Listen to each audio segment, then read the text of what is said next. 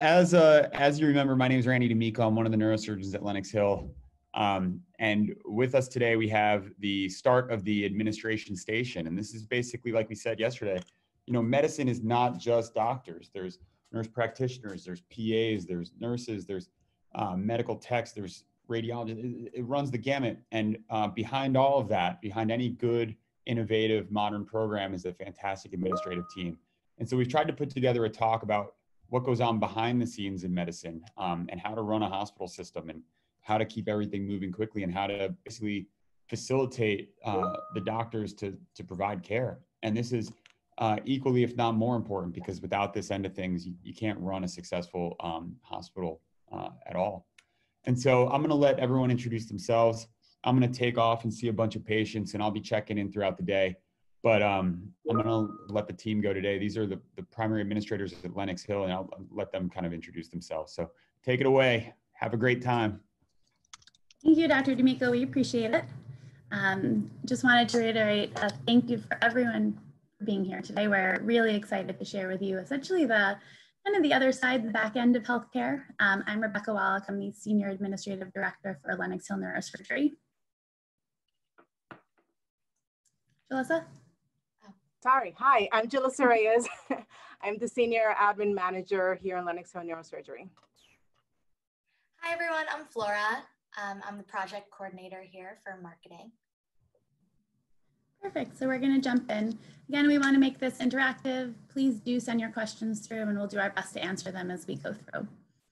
But just to kind of follow up on what Dr. D'Amico shared, we all work for Northwell Health, which is the largest health system in New York State. There are about 23 hospitals, and I think about 1,000 ambulatory practices. And so that equates to 72,000 people that are employed by Northwell. So it's a huge network. And when you think about it, the majority of those people are not doctors, and are likely even not clinicians. And so what does it really take to run a healthcare system, and an ambulatory practice? It takes a lot of people and a lot of teamwork. Just for a little bit of history, in New York City and across the country and across the world, healthcare has really consolidated over the past few decades. So when we look at New York City, there used to be hundreds of individual hospitals and hospital systems, and now there's really 6 major players in the city. And so what that means is that we all need to be thinking strategically about how to do better and how to remain our competitive edge in the market, how to maximize our patient experience, quality, revenue, all of these components that make a really strong healthcare system and a really strong, stable business.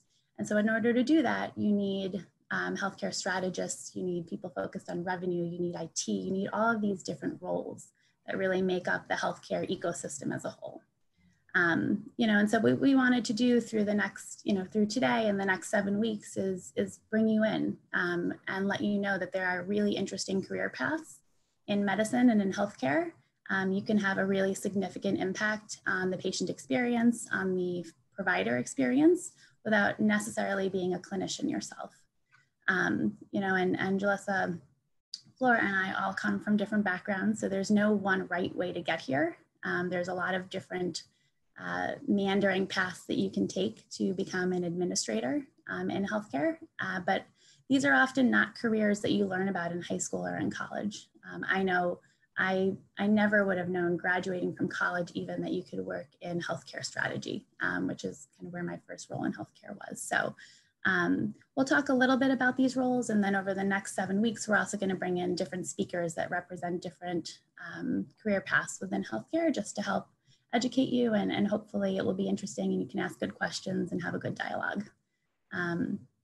So just to, Jalissa and Flora, do you want to add anything to that? No, you pretty much just summarize it. As you had mentioned, healthcare is such a broad kind of field. The first thing that people think when you mention healthcare is doctor or nurse. Every time I've told someone, every time someone has asked me, oh, where do you work? And I say I work in a hospital, like, oh, are you a nurse? No, I'm not. There's so many different professions that you can get into that are very impactful into what healthcare is. It's not all about doctors or nurses. Obviously, it is very important to be a doctor and a nurse, and it's very unique and very pretty much high level position, but there is a whole slew of teams that pretty much make them function and make the health system function as well. Any little thing that you touch or that gets done to you, someone actually created it. Someone manipulated that one thing. Something as little as the toilet paper in the bathroom. So there's just so many different jobs that you can get into that none of us knew about growing up and going to school. Absolutely. So we want to just highlight a few, here, and then again, we'll get into some more detail on our backgrounds and what we do every day. But, just kicking off, healthcare strategy is a really fascinating place to be. That I think of it as steering the ship. So, looking at the market, where do we think we can grab market share? What are the consolidations that need to happen? Almost acting as in a consultant fashion to a healthcare system as a whole.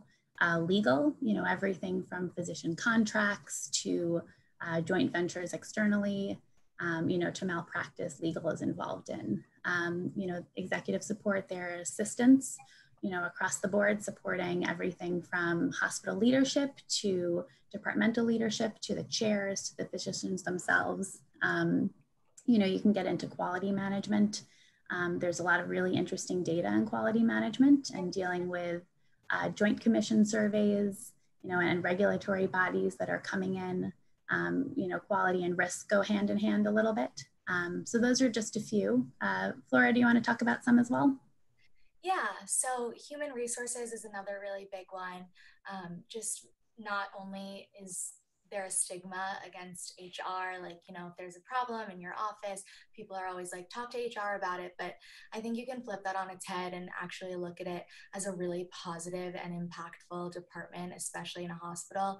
HR is a really good support system. There are people who are there to, make your experience the best one that it can be. And they're there to make sure everything goes smoothly and make sure that the people in the practice are all happy and doing the best job that they can be doing. So I think HR is for those person type of people who, want to interact with all of the amazing staff that goes into making the practice so great. And then marketing and PR is where my specialty is. And I work with an amazing team of people who are either working in the corporate office doing large marketing events or just campaigns and working on paid search and just a lot of different things across the board that, contribute to making Northwell Health and Lenox Hill Neurosurgery such exciting and, impactful programs that people can look up and automatically find good reviews or really good, exciting things that are happening that, people want to share. So it's cool to be part of something that impacts people from all over. And there's also finance and revenue cycle. Both are almost one in each other, but there are different kind of responsibilities that come with each one. Finance, obviously, you're overlooking at the whole financial aspect of the whole health system, the hospital, even down to the practices, making sure that we are actually receiving revenue and also posting any expenses that we may incur to make sure that the practices run efficiently. Revenue cycle is also a very important role in maintaining a practice due to having to make sure that we are submitting the charges into the insurances, that we are receiving payments for those services that we're providing, that we are doing things accordingly to HIPAA and all regulations, that we are collecting those copays that we need to collect when the patients are being seen, that the practice is booking the appointments appropriately. Something as simple as you go to the doctor's office, you give one insurance, but it actually turns out that you had a car accident. It should have been no fault. That all those things, a small error can actually be very impactful in the long run. We have ambulatory practice management. So when you go to that doctor's office and you say, wow, I had such a great experience, there's a reason why you had such a great experience. There's a lot of work that gets put into making sure that the staff is being professional, that the staff is greeting you appropriately, that when you are coming to see your physician or your nurse practitioner or your physician assistant, that you're being seen on time, that the appointments are being booked appropriately contingent on what is your ailment. Making sure that there's, coffee in the rooms, making sure that our practices are clean, that our clinics are clean, that there is enough staff on basis to be able to treat that patient. These are all very important roles that make this whole healthcare system function to its highest capacity. I actually see an interesting question that just came through the chat of just as administrators, do we ever feel overlooked that the spotlight is on the doctors? I can speak from personal experience and say no. I actually find a lot of value, in supporting the doctors. And the way I think about it is that our roles essentially let doctors be doctors. If we can take the administrative burden essentially or function away from the clinicians and enable them to practice medicine day in and day out, that is something that I take a lot of pride in. I also think that a lot of physicians historically, and I think that's changing just because of how competitive the market is. But, in medical school, you don't always learn, or nursing or PA school and P school, you don't always learn about the business side, and someone who can bring forward financial acumen and business savvy and really be that partner. I think there's a tremendous lot of value, and at least the physicians in our department and the physicians that I've engaged in the past, they really do look to us to guide them, in some of these strategic and financial and operational decisions. So no, I personally don't feel that, we're sharing the spotlight. I think, we see ourselves as supportive, but also really a partnership to the doctors to help them do what they do best every day. So that was a great question. Thank you for asking, and keep them coming in. Do we want to keep going? Sorry. Just a little bit, we wanted to give you a highlight of what we are going to expect over the next 7 weeks. So next week, we're going to have a really fantastic talk from Joe Leggio, who is the head of patient experience at Lenox Hill Hospital. He's fantastic. I think he's going to have a few team members join him. The following week, Chris Rust, who oversees the entire neurosurgery service line for the whole health system. He's actually a Marine by training, and he's going to talk a little bit about how his experience training, in the Marine Corps really prepared him for healthcare and that rigor that's required. Mary Enquist is my old boss from strategy at NYU Lingo and Health.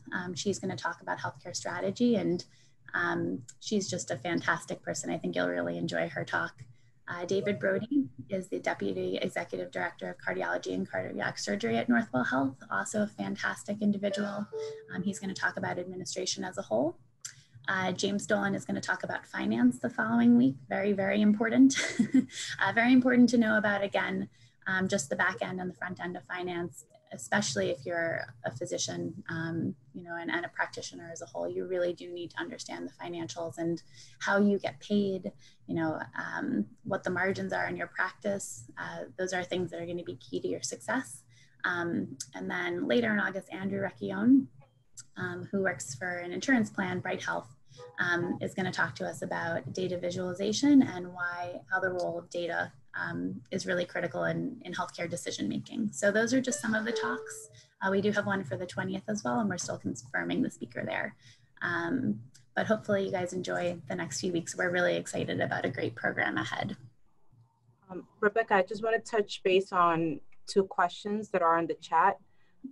We are going to answer those particular questions in a few slides. One of them is in regards to what degrees do you need to get into hospital administration. And I'm currently a junior in high school. When did you guys realize what field you wanted to pursue? So that is something we're going to touch base. There was also a really good question about how our roles were impacted by the pandemic. I particularly will talk about that once we get towards the end, because we are going to speak a little bit about our backgrounds, our stories, and our journey. And you guys will learn some interesting information about both Rebecca and Flora's onboarding and when they were actually hired, which is Absolutely. fun stuff. Yeah, absolutely. No, those are great questions. Thank you. So getting down into the nitty gritty, what does it take to run Lenox Hill Neurosurgery? So again, we are the women that support Dr. Langer, Dr. Bookvar, Dr. D'Amico, Dr. Levine, Dr. Baum, Dr. Ortiz, all of the physicians, Dr. Goodman, make sure we're naming them all, all of the, thank you. All of the incredible neurosurgeons, and they all have different specialties, everything from brain tumor to spine to neuroendovascular, so there's a lot that happens in the department, and it's critical that we show up every day. We're on point, we're thinking broadly, we're thinking critically for them, and we're helping them make the right decisions every day for their practice and for the patients as well. So, when you really think about what it means to show up in the office, it's the office that you guys saw on Netflix. That's where we all work. Jalissa was in the series many times. We do think about everything from, scheduling your appointment, to what are the intake forms that, when you schedule that appointment, someone is sending you intake forms, we're thinking about digitizing those. When you actually get here, what does the waiting room look like? What is the flow? How do you go into the exam room? Who's checking you in? If you need a surgery, who's actually booking your surgery? Who's taking that insurance? Again, we're thinking, as Jalissa said, about the revenue that comes in, making sure that, every visit is coded properly and that it can flow down and there's revenue that's going to be collected. What are the supplies that are needed in an office? How do we keep people happy? So there's so much that we think about every single day, and that's almost kind of just the day-to-day. And then there's, of course, the overall strategy for our department. And, do we have significant market share in New York City? And how do we go after more market share? How do we potentially look at other health systems and say, what are they doing well? And what do we want to do well? There's media, there's marketing, there's so many different aspects. There's space. In New York City specifically, space is very, very limited. And so we're constantly thinking about, how do we maximize our exam rooms? How do we maximize our waiting room? What should the flow of patients be? So there's a ton that goes into our everyday. Jalissa, Flora, do you want to add a little bit to that? Yeah, I was just going to add, of course, as you guys can see, patient management, patient satisfaction, patient grievances, we're really focused on the patient here. And I think there's so many things that patients can do to find out about our practice, whether that's Googling our awards or finding out about our rankings. But I think part of the administration side is also, patient experience. And of course, the doctors are there to give the patients the best experience, and the nurses as well. But I think we also play a big role in helping them find an example of what a good experience looks like, and how they can kind of find community in other patients' experiences. And I think Northwell and our practice also does a good job of making sure that patients understand what they're going through. We have I think I'm going to touch on this in a little bit too, but we have like some videos for patients to watch about what surgery they're getting specifically, about what diagnoses they might be having and how to cope with that. So I think as a patient, they're looking for a specific guide and support system, and they're probably feeling really overwhelmed at this period of their life. So I think as a healthcare organization and on the administrative side of that, it's our mission to also quell their anxiety and provide them with really good advice. So I think that's also a big part of it is, easing the patient's worries, because of course the doctors and nurses are there to triage them and, actually perform surgery on their brain. But everybody else that's part of the practice is also going to make an impact on that patient. So it's important to think about the people side as well. Absolutely. Empathy is a big part of this role. And it doesn't matter if you're Flora, who pretty much streamlines all of our marketing, our social media, or if it's, you know, our medical assistant, or it's the administrative assistant who's answering the phone on the other line. Empathy is very important. Every patient that touches this department, calls, emails, text messages, whatever it is, has an issue and needs some guidance.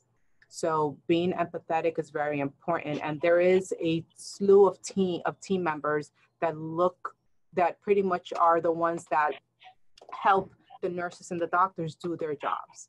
You know, they are obviously the ones that are treating the patients and making sure that they are helping them get better. But there is so many people that are involved to make that happen. And this slide right here pretty much shows everything. Even if it's not specifically to Lenox Hill Neurosurgery, it's Lenox Hill Hospital in itself, and particularly Northwell. I have to say Northwell has done a phenomenal job in pretty much prioritizing the staff, the employees, particularly during the pandemic. Mostly Rebecca and I came from other healthcare systems. And I know with myself, I have tons of friends that work in other healthcare systems. And just hearing how things were pretty much administered during the pandemic compared to all the resources that we received was a huge difference. So making sure that there is strategic ways of going about things, and also making the patient and the employee as human as possible is very important. Absolutely, I second that. I think Northwell handled the pandemic beautifully. And also, just to further what Jalissa was saying, you know, again, we work in a neurosurgery practice, and when people are calling our practice, they're scared.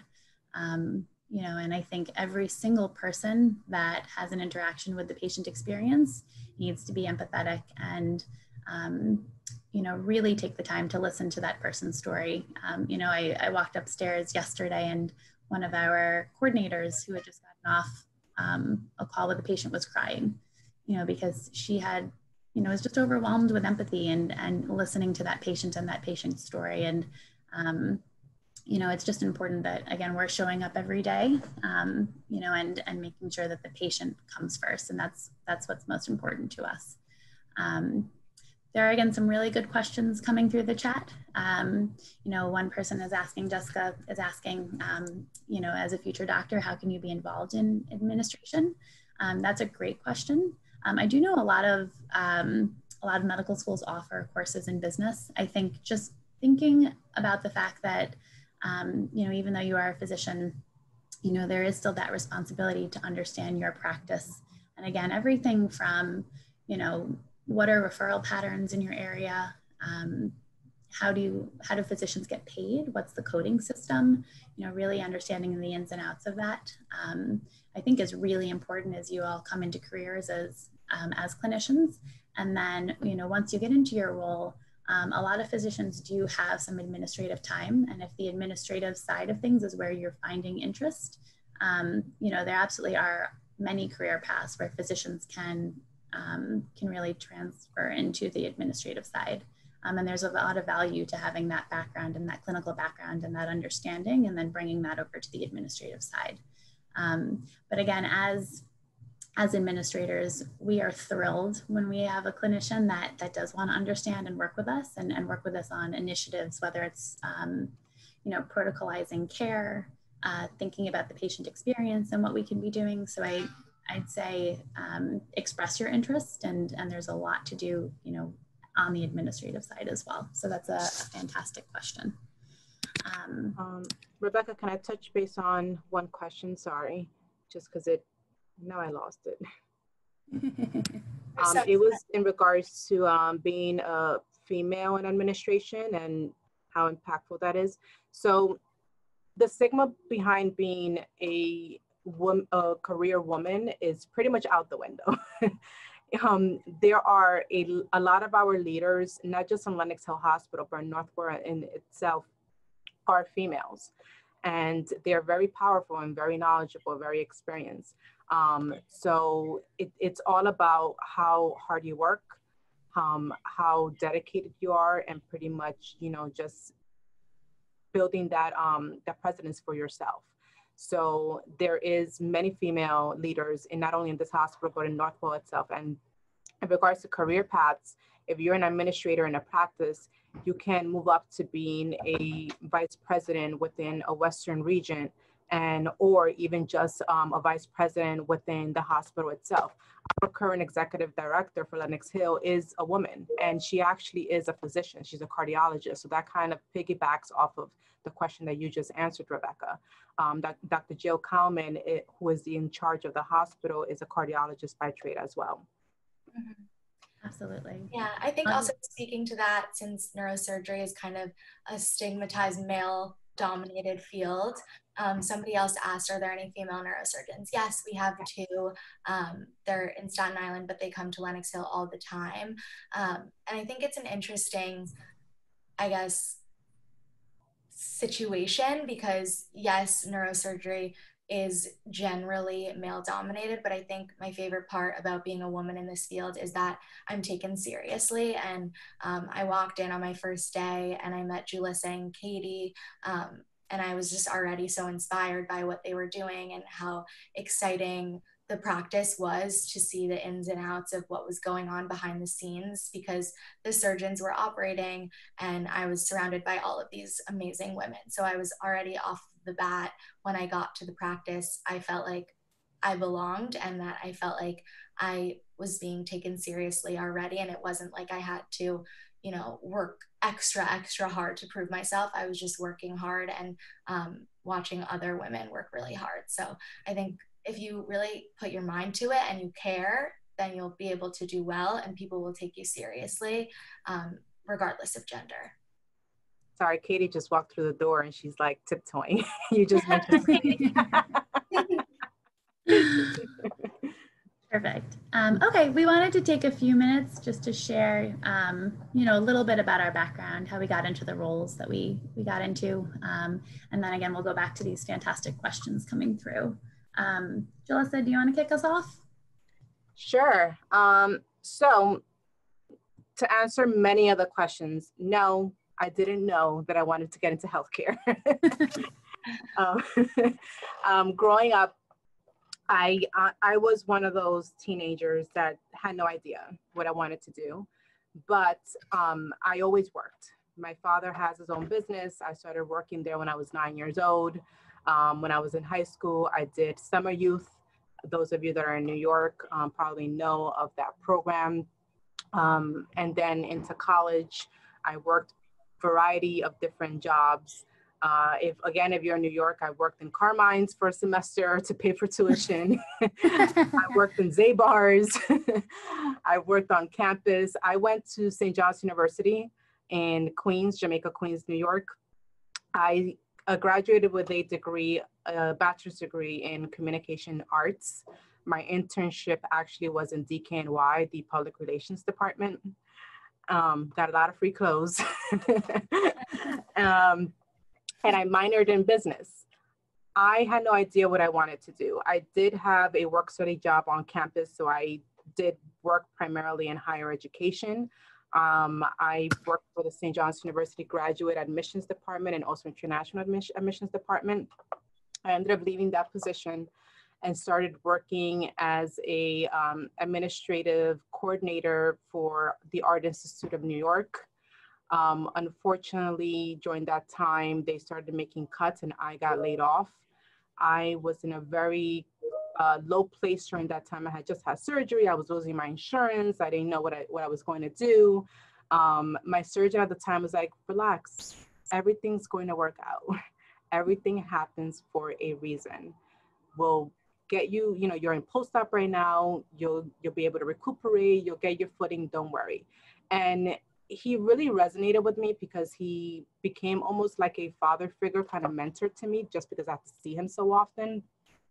And it's so funny because I got a text message yesterday saying that his practice is open and I haven't seen him in 10 years.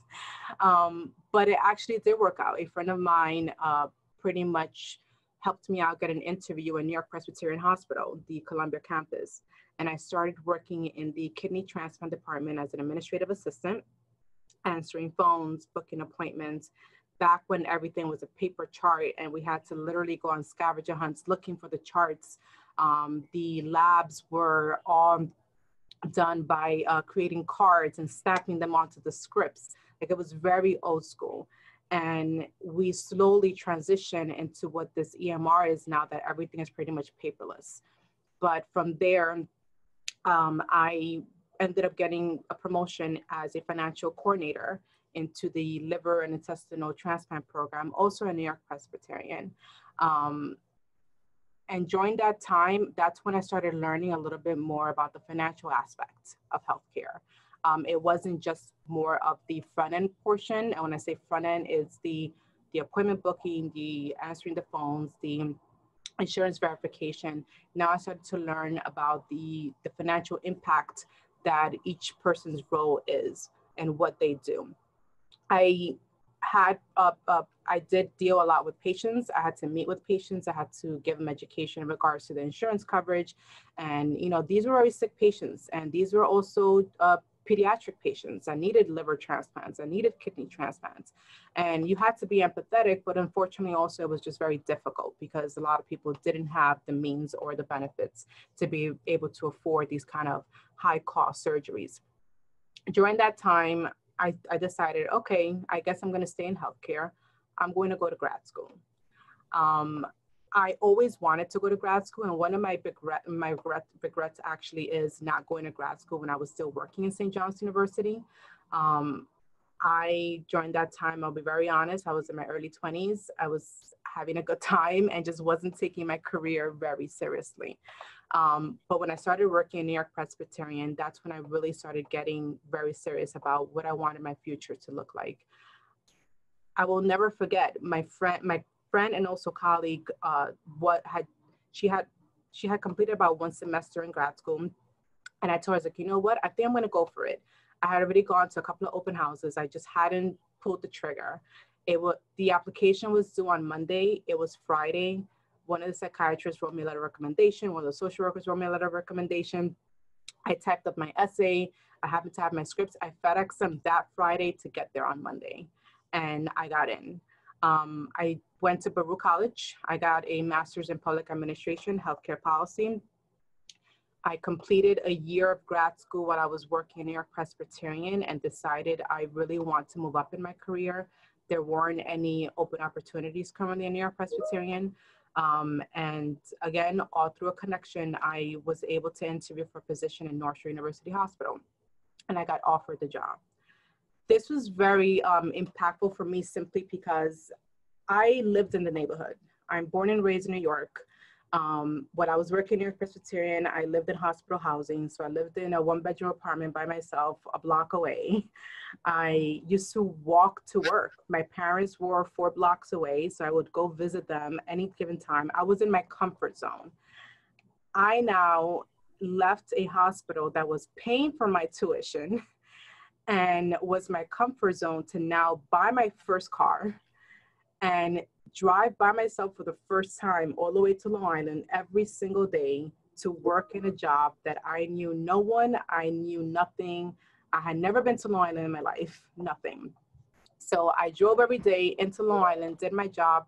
From there, I left, drove down to 23rd and Lex, went to school, drove back up to Manhattan, looked for parking, did my homework, and started all over again the next day. And at this time, I'm paying for tuition on my own, because in Northwell, you need to be employed for 1 year before they actually reimburse you for anything.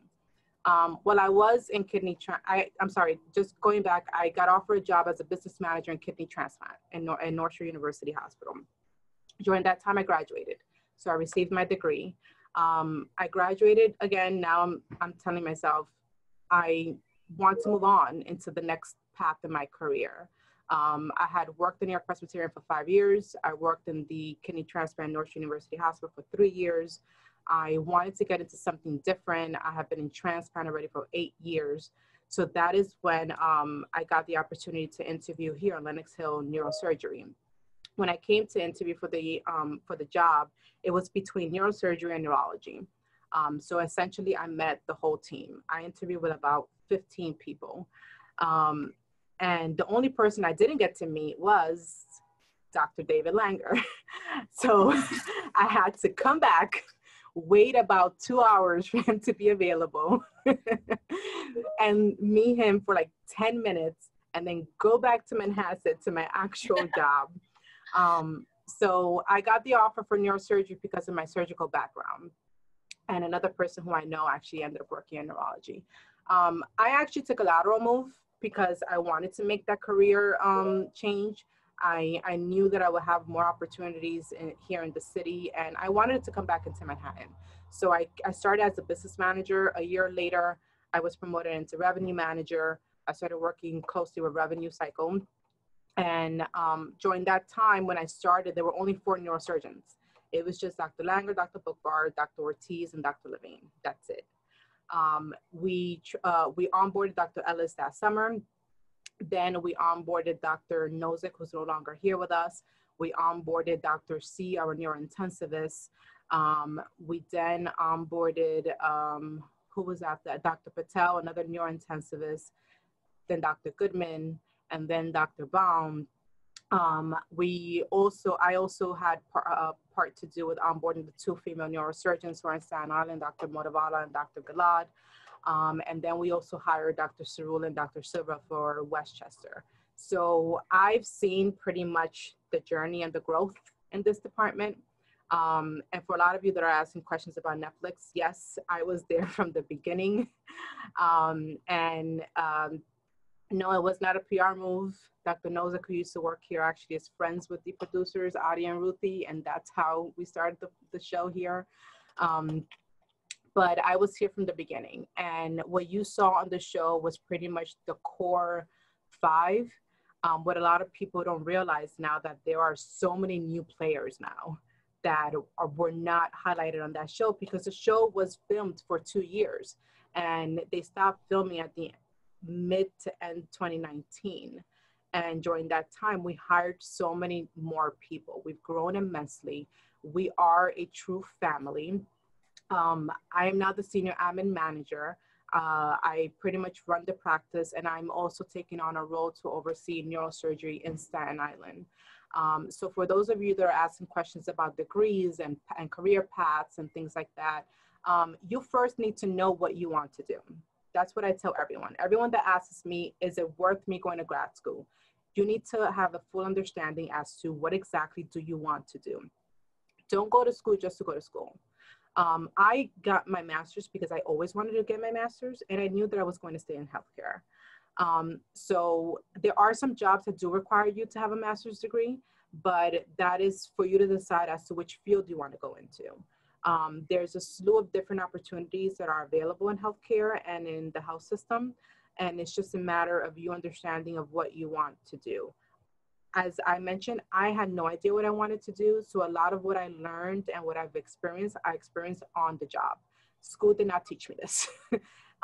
Yes, grad school did teach me a lot of things that were very beneficial to me, but there's nothing like the actual live experience of being out on the job and doing everything every single day. Not every day is the same. And as administrators, we can walk in with a to-do list, and the minute you step foot into your office, that to-do list goes out the window. Yeah. Amen to that. Yesterday, Rebecca asked me, how's your day going? I'm like, I know it's sunlight, but it's their full moon because I just don't know what's going on. And, and just to piggyback what she mentioned earlier, the doctors and nurses do look to us. They are here to treat the patients, but they look to us to fix everything else around them. And that's why we hold very important roles. I think I talked too much. All right, I'm done. That was amazing. Thank you, Melissa. That was awesome. Flora, you wanna jump in? Yeah, for sure. I'm Flora. I actually am a very recent college graduate. I graduated from Vanderbilt University in Nashville just last May. If there's any Vanderbilt students in the audience, go Doors. I actually didn't know what I wanted to do. I grew up in New York City, and I basically went to the South to get an entirely different experience than what I grew up with. I started Vanderbilt as an undecided major, and I took classes that really interested me. And along that road, I figured out that I was super passionate about medicine. I did not join the pre-med track. I took bio and chemistry, and that was about it. I decided medicine was really interesting, but I didn't want to be a doctor. So thankfully, Vanderbilt has this really interesting and interdisciplinary major called Medicine, Health, and Society. So I ended up majoring in MHS, which is a multidisciplinary major that basically investigates the cultural and the economic and the biological and demographic factors that impact health. So it's not just, you know, the biomedical approach to understanding health and illness, but instead you take courses in science and humanities and social science. And my concentration in that major was health behaviors and health sciences. So I basically got a really well-rounded public health education that also investigated like inequality, intersectionality, and health justice, which I'm really, really thankful for, especially in these times, because it gives me a unique lens to view healthcare through. And being on the administrative side of Lenox Hill Neurosurgery, I feel it's really helped me in my job here. So after graduating college, I basically applied to any job I found on LinkedIn. I felt a lot of pressure from my peers and from my friends from the city to get a job right away. And I wanted to make some money. I'm still living at home. So I took this PR job for this really big company called Richemont, just because it was the first job I got. I wouldn't recommend that at all, because as much as I was making money and getting experience, I wasn't passionate about it at all. I had no real stake in what I was doing. I felt like after the day was done, I wasn't educating myself, I wasn't pushing myself or challenging myself, and I wasn't applying what I was learning. So I ended up, you know, applying to other jobs within 6 months of being there. I obviously did learn a lot there about marketing and about PR, and I'm very thankful for it. But after majoring in such a personal and impactful major at school, I felt like I needed to apply that to my professional career. So I applied to this job at Lenox Hill Neurosurgery because I knew David Langer just from New York City and family and friends. And he told me that they were looking for a new marketing person. And I said, you know, that sounds pretty much perfect for me, because having a public health and healthcare background and being interested in the marketing and business side of things, this job really combined all my interests. And I interviewed with Dr. John Bookvar, and we had like a 2-hour conversation that started with, you know, the classic, why do you want this job, and do you see yourself in this job, and what are the 3 best qualities you can bring to this job? And I was so nervous, and I was sitting there, and then of course the conversation just turned immediately into just talking about our interests and ourselves and our families and how I got there and how I wanted to really push myself and be in this position that, you know, was different from my past job, but something that I felt I could take on and I could do well. So I'm really happy that I did take the position, and I'm so honored that I was offered it. So I have had such an incredible experience, as we will talk about soon. I was onboarded in February and was here for about 3 weeks before COVID started kicking in. Which was really interesting experience, because of course, when you first join a new job, you want that all-encompassing experience of the people and getting to know everybody on a personal level. And I felt so lucky that I did get to know certain people, Julissa. But I didn't get to meet everybody, and I felt like, you know, we were just thrown into this pandemic and we had to take what was given to us. And of course we wanted to be safe first. So my job is marketing and social media, and I couldn't do it from home. So I was able to go home and, you know, protect myself and my family. while we were all being transferred into this virtual environment that we're still currently living in. But I'm still really thankful that in some way that this happened, because it got me to really push myself to be more technologically savvy, which is important for my job. So my job, like I said, is the project coordinator for marketing, but I'm in charge of social media as well. So I run the Lenox Hill Neurosurgery Instagram account, which you should all follow, and the Twitter, which I also follow.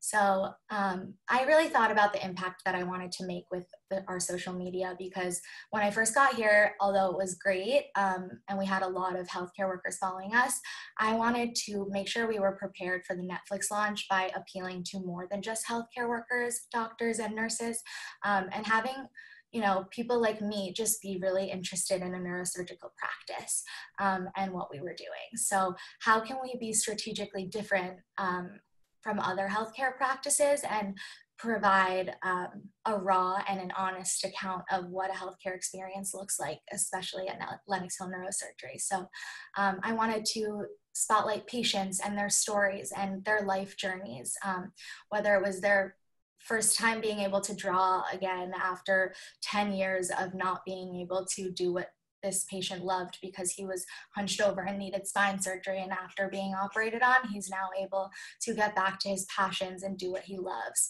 And I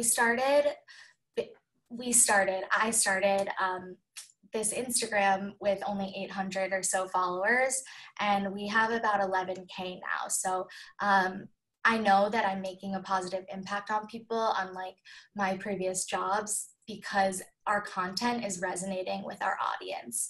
Our content is making a real tangible difference in people's lives, and stuff like that. Even though it might seem like just a classic Instagram that you're scrolling through, it actually isn't just another picture on your feed. It's a story. And there's click-through rates on our Instagram and Twitter that are just remarkable. So it's really exciting to see that this virtual experience that is now our new normal is actually such a useful tool for getting people to be interested in what you're doing, especially during times like these. I know that the Black Lives Matter movement is taking place almost entirely online, besides the amazing peaceful protests that are happening. Most people, especially in New York City, who aren't going to these protests are taking action online and doing things that will go down in history books as a transformative time in our lives. Something that I think is really important to look back on and say, this app, Instagram, and this online sphere is actually something that can make a difference in people's lives. We can donate, we can protest, we can make pictures that will reach audiences few and far between. That is really exciting to know that just by posting something about somebody's one person's story can resonate with a lot of other people and they won't feel alone. So fostering community is something that I find really important, especially in a practice like ours. And I think being on the administrative side of things, it's also our duty to make sure that people don't feel alone in their experiences, especially because, like we said, when you're getting brain surgery, it's a really, really scary and intense experience, and knowing that if you don't have family members who could be there for you, that we will be there for you and we are resources for you. And that's really important to me. And I think that my experience, using these social platforms to make a difference in other people's lives is really exciting. And it's just interesting that Instagram and Twitter are almost the first places people go after hearing about things. I know after the Netflix launch, our numbers went up so high because instead of Googling us, they went to our Instagram. They want to see what we're like in real life. The doctors aren't just doctors. They're not just these celebrities on TV. They're actual people. They have interests, they have passions, they have role models. And it's important to showcase these things because, like I said before, we want people to be able to engage with the doctors and not look at them as these scary people who will be operating on my brain. No, they're normal people. They have families and they care. They're empathetic, like Julissa mentioned before. Empathy is a super, super important part of our practice. So in regards to the Netflix launch, because I see a lot of people's questions about it, that was a big part of me joining the practice as well, is because with Netflix coming in, it's not like the doctors are celebrities. They don't have agents. They don't have publicists. They don't have people setting up interviews with them with the New York Times. They basically have me, and they have Netflix to organize these things for them. So it's important that my job is streamlined through all of the doctors who aren't featured on the Netflix show as well, but to make sure that they get visibility too. So as much as the Netflix show is helping our growth and our online presence and allowing people to be familiar with our doctors as people and really know what we do, it's also a good way and a good opportunity for us to say, John Bookvar and David Langer are incredible doctors, but we also, now having this big following, we want to introduce you to our other doctors too, because we are a practice of 7 incredible, I think it's 7, right?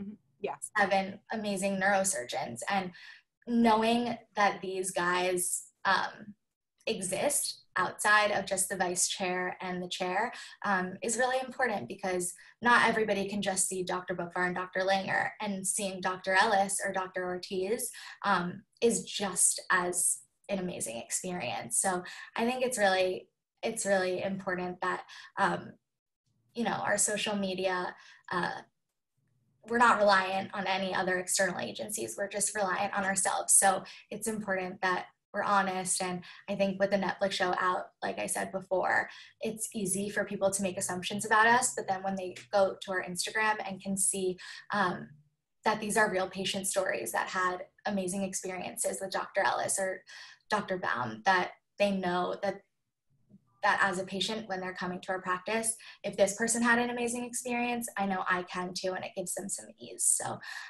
yes, the Netflix series influences our social media, of course. Like I said, people come to Instagram before they Google sometimes, but I'm using that as a tool to really highlight all the amazing things about ourselves, not just as a way to say, watch the show because we'll get great ratings. It's not about that. It's actually not about that at all. But yeah, I think all in all, it's been a wild ride with the pandemic and with Netflix and with joining just a couple months ago, but I couldn't be happier that I joined this team, and I highly recommend healthcare as an industry to go into, or at least to peruse and look into as something that could interest you in the future. Because like I said, if you don't know, it's okay. You'll figure it out. But this internship, I think, is a great opportunity to really just look into what could be. And there's so many different opportunities that you can take on and have a great experience in. Are there any questions? I wasn't really looking at the questions. Laura, I think this is a good one. And I think we've been trying to get it done, but it just timing didn't work. And plus COVID happened. Mm-hmm. Would it be possible to do a profile on female neurosurgeons in the IG page?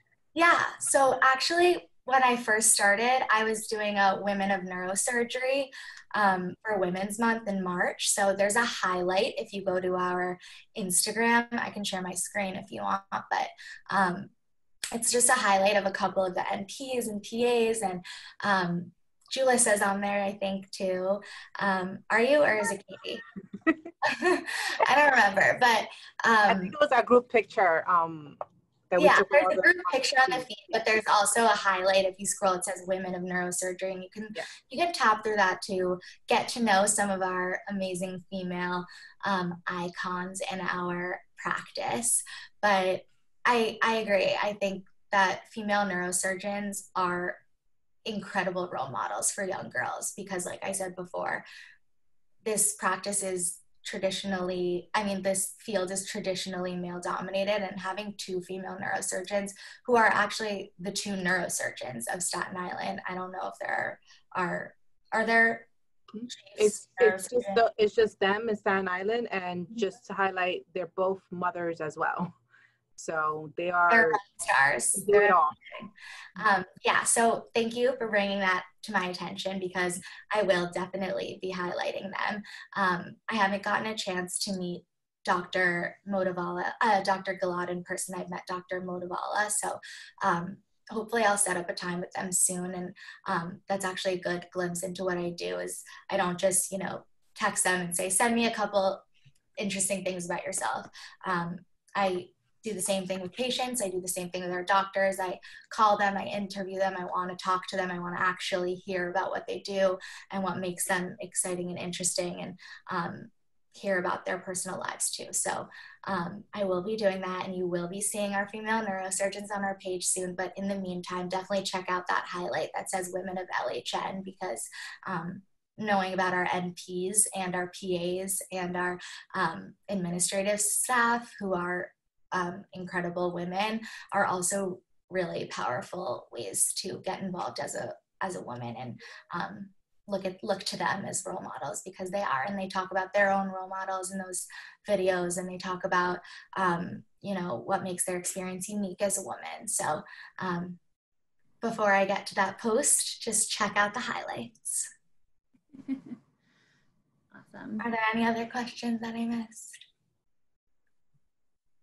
Yeah, Do I follow back? If you send me a DM, I'll follow you back. We get a follower a minute right now, so it's been kind of difficult to follow everybody back, and I don't want to pick favorites, but Brain Turn is definitely a special follow, so we'll give you some clout. All right, Flora, let's, we have like 3 minutes left. Okay, Rebecca. Let Rebecca talk. No, I mean, first of all, we just have an awesome team. I think you can see Julissa and Flora's stories are just inspirational. It's just an awesome environment to work in. I will give my 30 seconds, and then maybe we'll do 1 or 2 more questions. Then we want to make sure you guys are on time for the 10 a.m. session today. But I'm the Senior Administrative Director. I actually started March 23rd. So Flora and I are both brand new to the practice. I started in the thick of COVID, which has just been interesting. By way of background, I graduated from the University of Maryland, so go Terps, and I was a marketing major, and I actually went into finance. So I started at Lehman Brothers in product control, which is essentially support for a credit trading desk. I was there for about a year, and the company went bankrupt. So I worked right through the financial crash.